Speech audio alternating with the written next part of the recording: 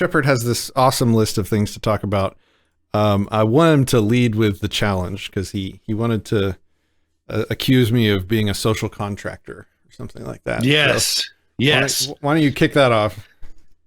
Okay, so if it's okay with you, I would love to put words in your mouth and tell you what I think you and the Disenthrall crew believe, and then I'll do it briefly, and then if you would correct me and tell me where I'm wrong or slightly mistaken or blatantly wrong, then that might clear it all up, and we agree that we've agreed all along.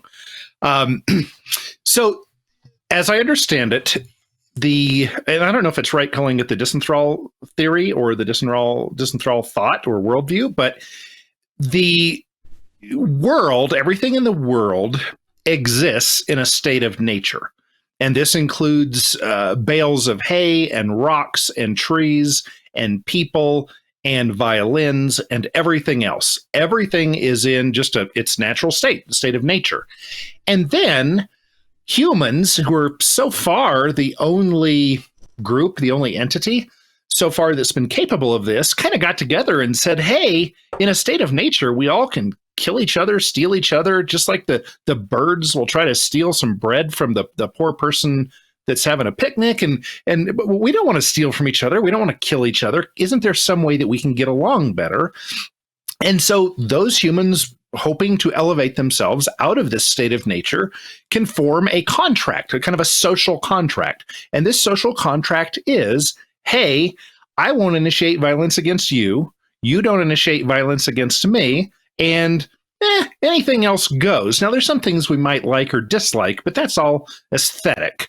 Really, truly, the moral basis is we're not going to come and hurt you or mess with you unless you initiate violence against another member of our group, other people who have signed on to this agreement or contract or whatever we want to call it.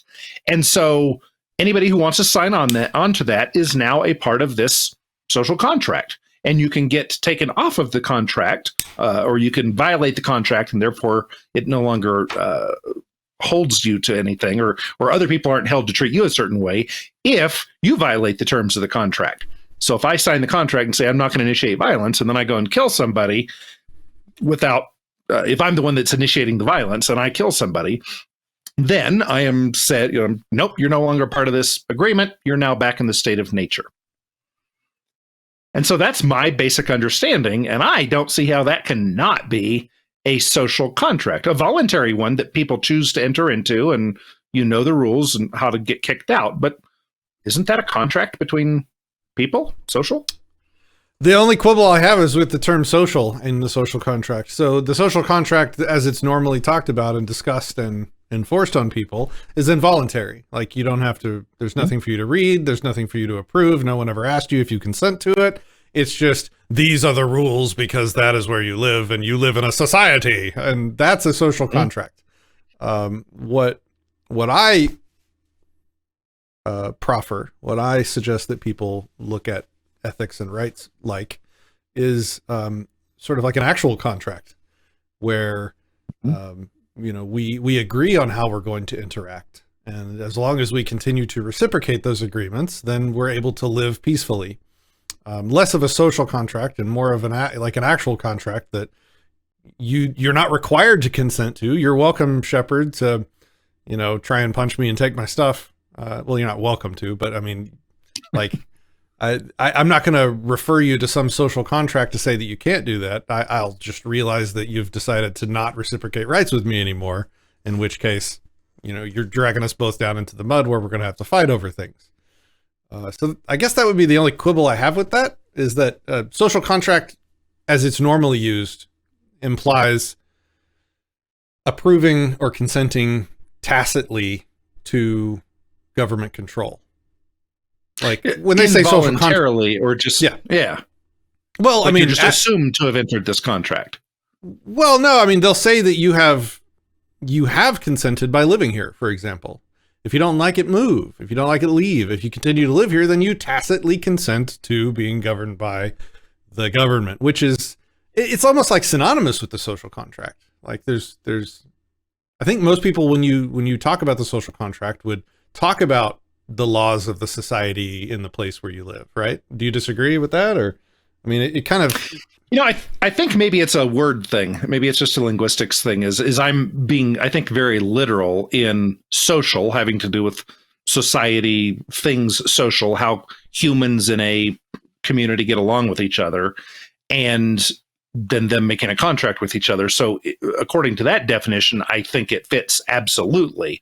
But if we look at people like Russo's idea of how things should have been, and I don't mean Aaron Russo, who did the great documentary on the Fed, but I mean the bad Russo from a few years before that, who came up with the social contract that is the most popular of the millions of ways that individuals say, hey, I think everybody ought to give me an apple. That's the social contract I think should just be the natural thing.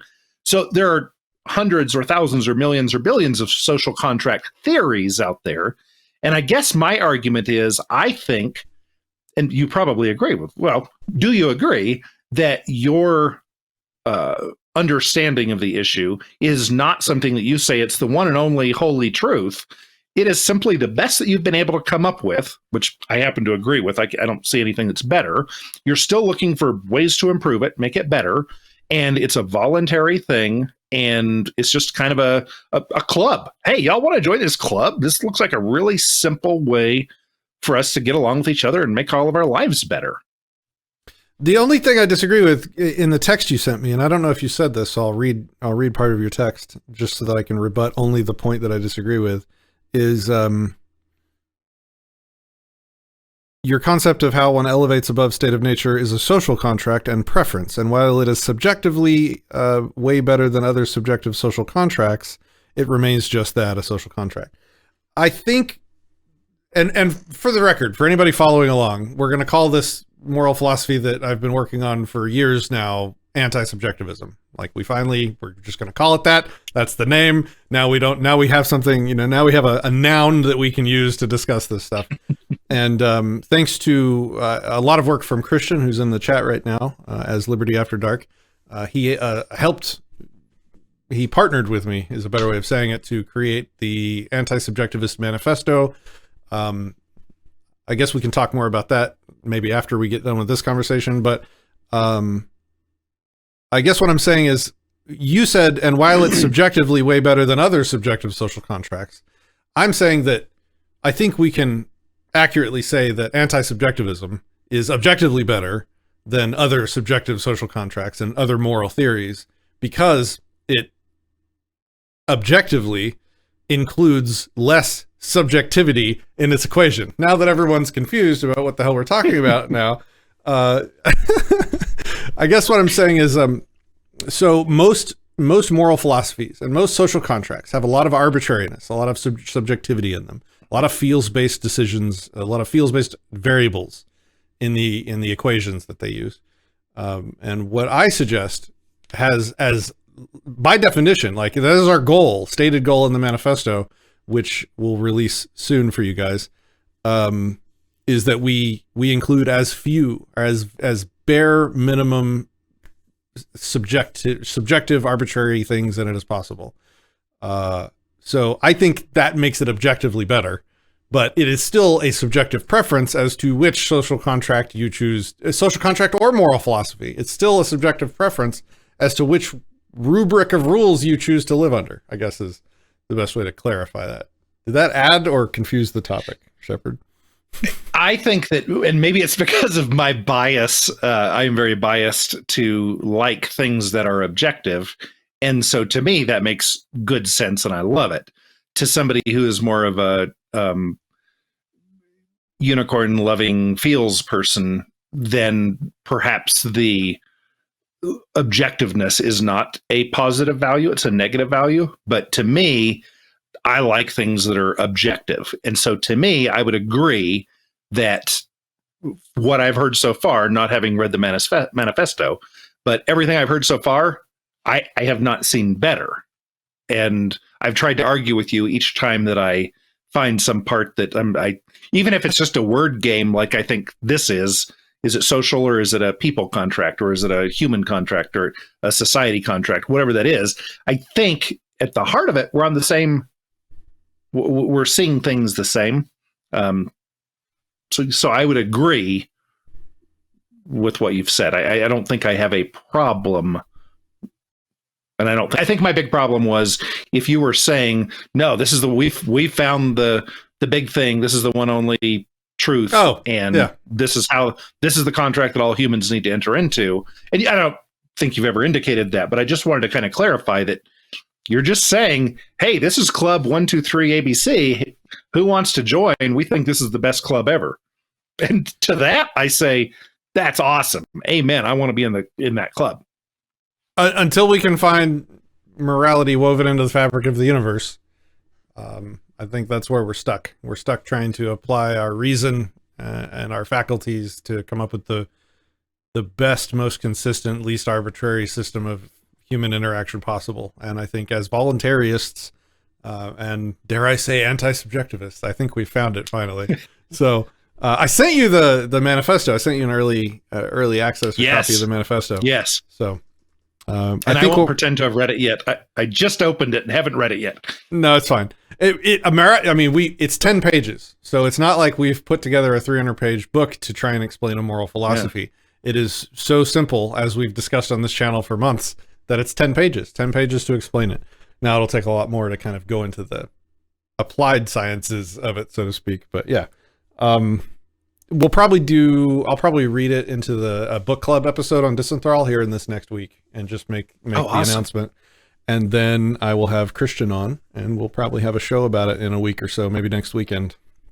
We can do that. So I'm looking forward to that. That'd be great. If you had more content, Patrick, and you have good reasons for not having had it, but if you had more content on, I wouldn't have to get in touch with you and say, hey, man, I want to have my geek time of talking about philosophy. If you're not going to provide me with content, I'm going to have to be the next best thing. So, yeah, I can't wait till you guys get out and talk about it.